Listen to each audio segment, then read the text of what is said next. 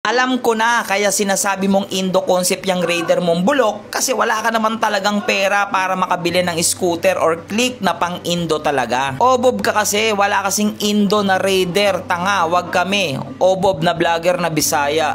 Ang sakit mo naman magsalita, Lodi. Tagus-tagusan ah. Pero mas tanga ka, idol. Yan ang hirap sa atin mga kalusyuper eh. Mukhang bago lang si Lodi dito sa ating page at ngayon lang siya nakapanood ng video natin tapos nang bash na siya kaagad. Uulitin ko sa inyo paano nawalan ng Indo concept na Raider 150. Mismo sa Indonesia may Satria na tinatawag. Sa Pilipinas, Raider 150 yan.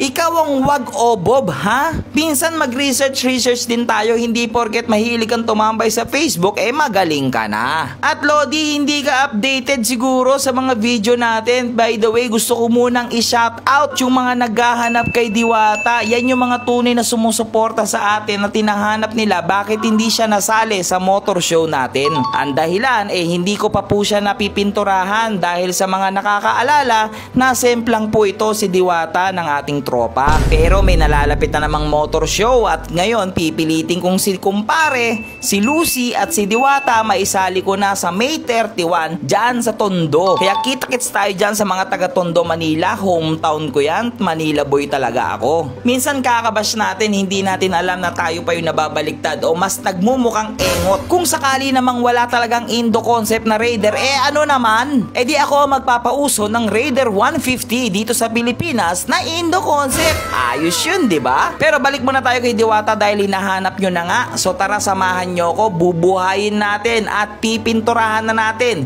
si Diwata o si Click 125. So good morning mga kalusyuper.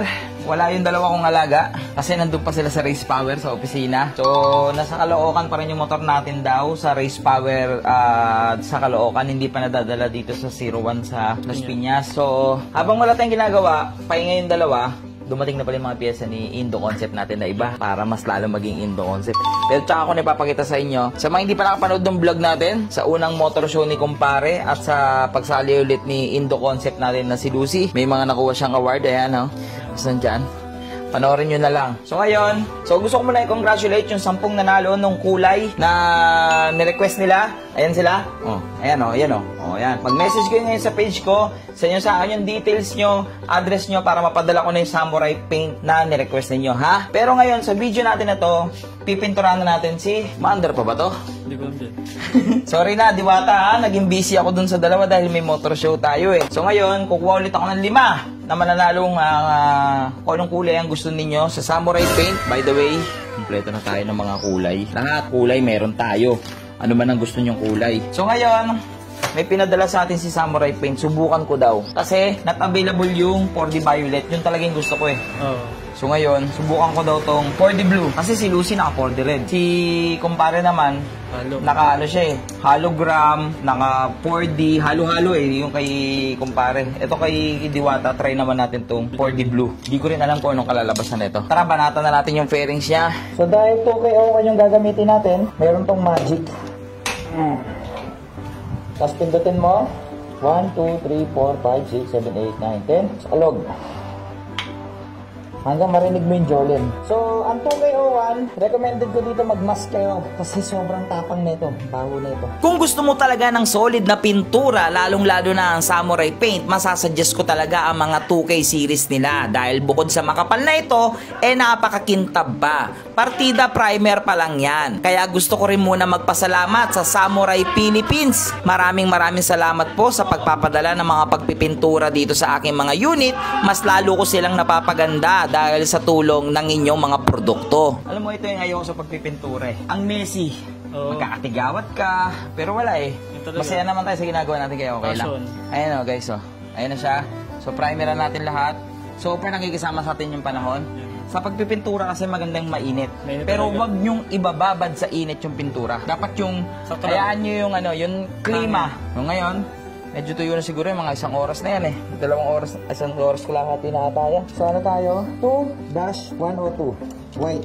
Sa pagpipintura, kailangan mo lang naman dito ng onting pasensya. Tiis lang po talaga, medyo nakakangalay dahil spray bottle yung ating gamit or spray can. Katagalan po kasi ng paggamit na to medyo masakit na po sa daliri. Pero syempre, kung gusto mo maka-achieve na magandang pintura, huwag mo pong iindahin yung ngalay na yon dahil pag ininda mo yon, madidiinan mo ng sobra yung spray can. Ito guys, oh, 3 patong lahat yan. So ngayon, the moment of truth, 4D. Magic. Tignan natin, anong kalalabasan na ito, boy?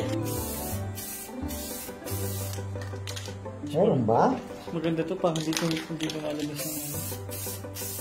Meron ba? Meron boy. Boy, meron ba? Ang araw. Parang wala. Meron naman, di nga nyo makita, pero meron. Yung Meron pagliliwa nito, ayun. Huh? Ang kanto, alam mo yun. Blue?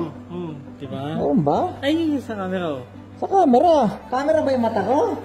Hindi ko makita. Ano ba yan? Magic! Dagdagan natin, try natin dagdagan. Boy, dinagdagan ko. Kita ba? Kita sa camera. Mas kita na sa camera. Kutsing na sana, camera na lang mata ko. Pero okay lang Hindi, din. sa bagay, pag picture ko yung motor, kita-kita yung blue. Sa totoo lang, hindi talaga ako sigurado dito sa pinaggagawa ko dahil iniimbento ko lang po itong mga pinaghahalo-halo kong pintura. Pero so far, medyo maganda yung kinalalabasan. Pero hindi ko makita talaga yung effect na blue. Pero dito sa camera, kitang-kita talaga yung blue effect niya. Pero again, sa personal po kasi, hindi ko makita yung blue effect niya. Boy, hindi ko talaga makita yung pagka-blue. Pero, eto boy, first time ko tong gagamitin. Ano yan? Hindi ko rin alam kung anong mangyayari kalalabasan nito boy. Experiment to. 2K01 na hologram. Yan o, 2K HLG. Hindi ko rin alam kung anong kalalabasan. Mag-clear na lang tayo o mag-hologram. Okay, Ito kasi yung ginamit natin kung napanood niyo yung kung paano ko pininturahan yung crankcase ni kumpare. Yung candy red. Ayun na. Ito yun. Okay. Kinakabahan ako kaso kasi pag pangit ko boy, walang ulit yan. Boy, yung hologram, hindi siya basta-basta lumalabas. Kailangan matuyo muna siya. Tapos makita mo parang may mga between yan. May mga parang glitters. Sana talaga maging maganda ang kalabasan na ito pag kinabit na natin ito kay Diwata. Pero pakiramdam ko, mas lalong popogi at titindig dito si Diwata. Boy, kita ba? Isip ko lang, di ba pang glitters yung nilagay mo? Iputi yung ano natin eh, makikita kaya dyan. Ewan ko, yun nga eh. Parang hindi nga kita eh. Kasi kapag yung blue, shining yung paggabi. Ala? Ha? Hindi na one day process yan. Mukha lang one day kasi isang video lang to. Pero guys, 3 days yan. Kasi ayoko nang mangyari yung mga one day process natin. Sobrang kala natin tuyo. Pag napisil mong onte, Wasak. warak eh. So ngayon, yung basher natin, wala akong click. O ito, hindi ka kasi updated. Hindi ka kasi nanonood ng mga video ko. Tapos babash ka. Ha? Pinipilit ko daw kasi yung Indo concept ko yung card. Yung Raider card. Di ba? Kasi daw, wala daw akong pambiling click. Kaya daw yung carb na lang daw yung inaano ko. Tapos, boy, may sorpresa ako sa'yo. Sa akin yan. Para sa Ay, akin. sa kanila pala. Dahil nang babash ka, wala ka sigurong motor. O, bumili ka ng motor mo. O, baka manalo ka na ito. Ayan oh. Mags. Mags. Ha? Oh, dami yan. Abangan nyo to ah. Abangan nyo to. So, etong Motaro Mags na to, Yan. pang giveaway ko to. Giveaway. Ito, ibablog ko to kasi bagong mags ng race power yan. Ayan.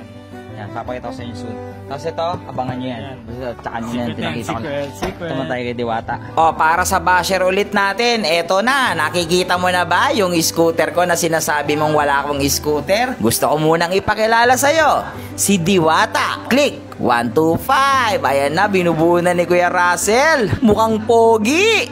Binaisip ni Kuya Russell. Speed lang. Kuya Russell talaga. Di ko kasi kabisado click eh. Si Kuya Russell, tamang chill-chill Chill na lang. lang. Pero syempre, dahil race power build to eh. Yan. Diba? Puro race power yan eh. Hindi mawawala tong race power sticker dito. Oh, para mas ano muna, wag niyo nang pansinin yung preno ha. Hindi pa rin napapalitan eh. Kasi naman si Jello kasi. Alright. Anyway, for sure ibabash yan. Ibasher natin? Ibabash yan. Nakita eh. May nakita eh. Bali yung ano, makita mo. Unahan na kita. Ibabash ko na sarili ko. Wala akong pambili. Oo. Diba? So ngayon, para mas makita nyo ng buo ngayon, si Diwata 2.0. Okay? Oh, montage.